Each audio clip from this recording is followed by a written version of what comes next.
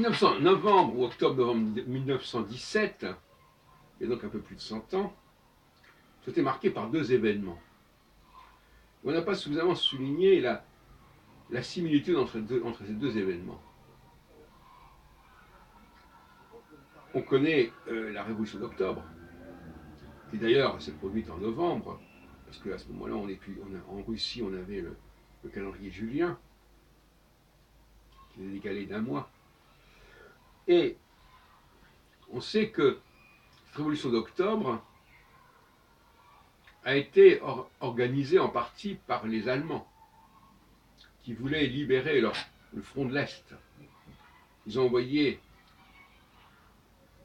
avec un wagon scellé en quelque sorte, ils ont fait traverser les mines toute l'Allemagne et leurs zones occupées pour arriver en Russie. Donc on peut dire que les Allemands ont instrumentalisé les bolcheviks pour leurs intérêts militaires et stratégiques. Mais il y a un autre phénomène parallèle qui est très connu aussi, mais qui est peut-être moins relié, c'est la déclaration Balfour. La déclaration Balfour qui a eu lieu, je crois, quelques semaines avant la Révolution d'octobre, et qui prônait l'installation d'un foyer juif, l'instauration, si on préfère, sous la coupe britannique, Lord Balfour étant le ministre des Affaires étrangères, ou peut-être le Premier ministre, je ne sais plus, qui s'adressait dans une lettre au président de la communauté juive britannique, Lord Rothschild, et qui lui disait, voilà, nous voulons instaurer un foyer juif en Palestine. Et quelques années plus tard, la Société des Nations va entériner cette promesse en 1923, en conférant à l'Angleterre le mandat sur cette région.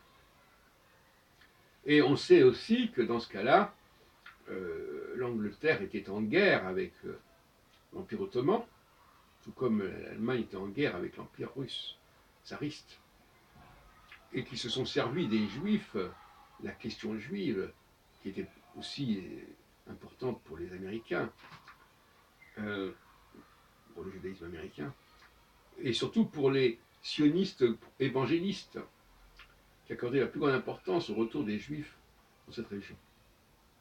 Enfin, là aussi, ils ont instrumentalisé les sionistes de l'époque, ceux qui se réunissaient chaque année en congrès depuis 1997 à Bâle. Cette fois-ci, en 1997, c'était sous la présidence de Theodor Herzl, qui avait rejoint depuis peu le mouvement sioniste. Et on voit bien donc le parallèle entre ces deux événements qui sont quasiment simultanés. L'un au profit de l'Allemagne à l'encontre de la Russie, pour dégager le front de l'Est, puis l'autre au profit de l'Angleterre pour affaiblir et renforcer les résistances arabes à l'Empire ottoman, qui était également en guerre qui était allié de l'Allemagne d'ailleurs. Donc ça va dans les deux sens opposés. Voilà, donc c'est ce qu'on appelle l'instrumentalisation. Être instrumentalisé, c'est pas forcément une situation très agréable, mais parfois on se laisse instrumentaliser parce qu'on y trouve son intérêt, du moins dans l'immédiat.